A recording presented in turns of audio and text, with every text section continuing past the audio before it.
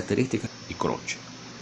Y la 4000, la más alta resistencia mecánica para árbol de leva. Otra condición es que especifica en concreto que para obtener la 1800 y la 2500 y entrar en el rango de la dureza, debe realizarse un recocido. O sea que estamos hablando que las aleaciones fundiciones grises pueden tener un tratamiento térmico de recocido. Veamos la STM 319. La 319, vamos a tener que hay tres tipos: tipo 1, tipo 2 y tipo 3. Y vamos observando que va, otra vez la clasificación sigue siendo igual, de aleaciones que tengan un mayor contenido de carbono a las que tienen menor contenido de carbono. Entonces tenemos aquí un carbono medio de 350 hasta un carbono medio de 320. Y el silicio va a estar en el rango, fíjate la amplitud del rango del silicio, de 0,9 a 270, de 0,9 a 1,50. Es decir, es un rango que ya vamos a ver posteriormente cuando examinemos el concepto de carbono equivalente. Vamos a ver la importancia y la relación que tiene ese rango tan amplio allí. Pero aquí lo que va a destacar es que esta aleación tiene cromo y dependiendo de ese contenido de cromo, tipo A, tipo B, tipo C y tipo D. Vemos que el contenido de cromo puede ir desde una media de 0,30 hasta una media aproximada de 1,10. Y entonces vemos que los esfuerzos va pasando de 21 kilogramos por milímetros cuadrados a 28. Esto es similar a lo que vimos anteriormente, que estamos buscando cuando el contenido de carbono es relativamente alto, no va a interesar, como dice aquí, no va a interesar la resistencia mecánica. Lo que te interesar es que tenga una buena resistencia a los choques térmicos. Y esto obviamente está relacionado con el contenido de ferrita que va a tener. Y en la medida en que lo que me interesa es que aumentan las propiedades mecánicas, bueno, especifica entonces las propiedades mecánicas correspondientes. Entonces aquí está trabajando en función de las propiedades mecánicas. Esto es lo que dice la norma. Esta norma no especifica la microestructura, lo cual nosotros como metalúrgicos deberíamos entonces conocer cuál sería la microestructura que me debe dar esa resistencia mecánica esta resistencia mecánica, porque no hay dureza aquí, y la resistencia a los choques térmicos, obviamente. Aquí aparece una definición del contenido de carbono equivalente. Dice que el carbono equivalente es el contenido de carbono más el contenido de silicio más fósforo dividido entre 3. Eso es el contenido de carbono equivalente.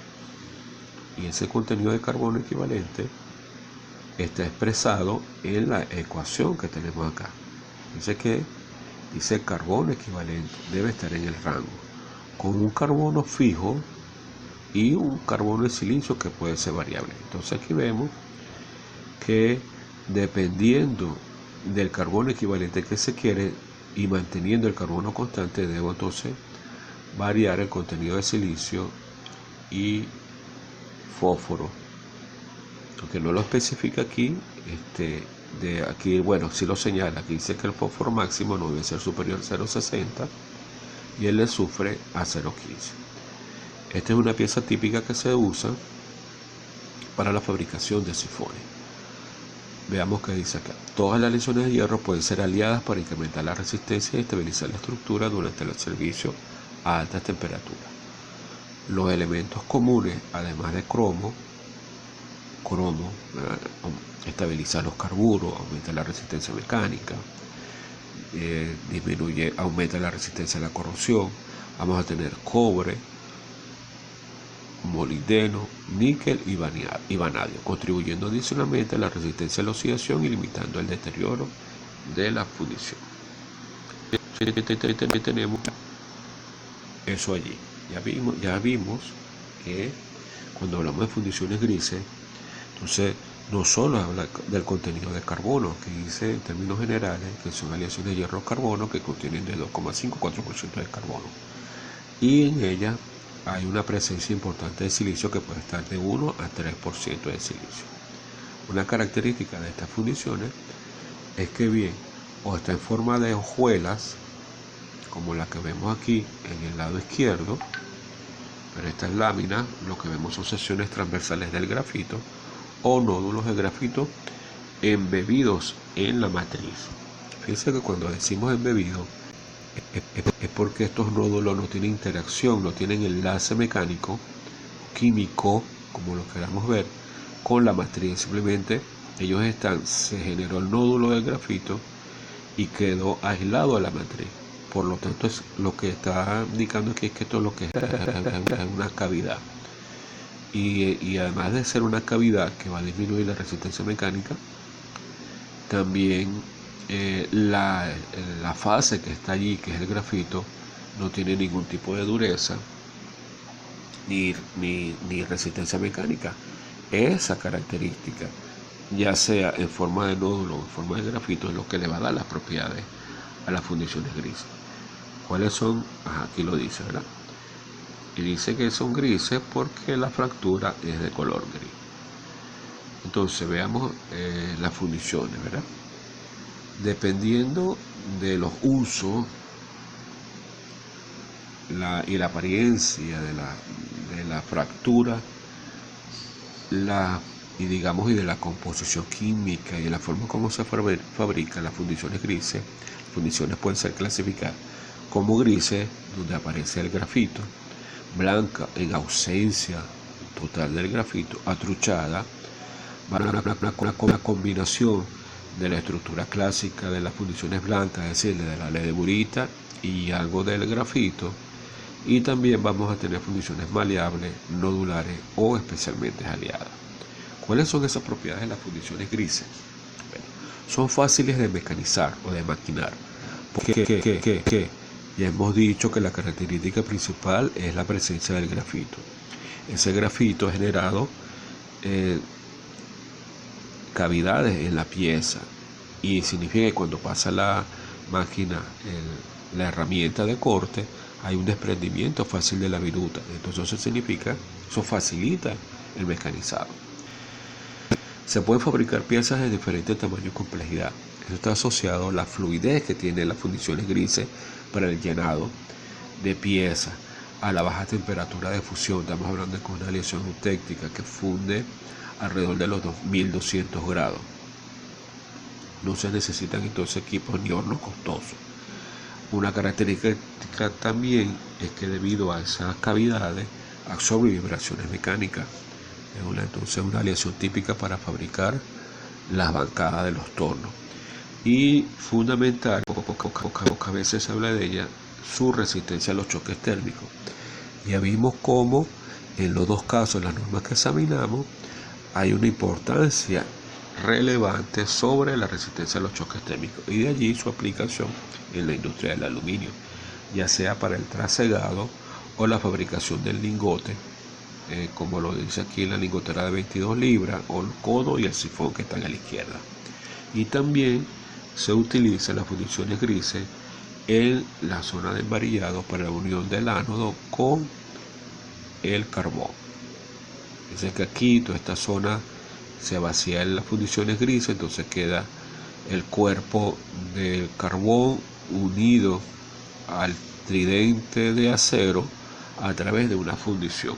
Y esa fundición, dependiendo de la composición química y la velocidad de enfriamiento, será entonces conformada en fundiciones grises, blanca o atruchada. De allí la habilidad y el control que se tenga durante el proceso. Hay 5 tipos de grafito. Veamos lo siguiente. Grafito tipo A. Este grafito que está aquí a la izquierda. Veámoslo bien. Un grafito distribuido de tamaño homogéneo, uniformemente distribuido, y es el que está asociado a las mejores propiedades mecánicas. Grafito tipo B o roseta, este de aquí del centro, ¿verdad? En forma de roseta, tiende a tener una matriz suave de ferrita.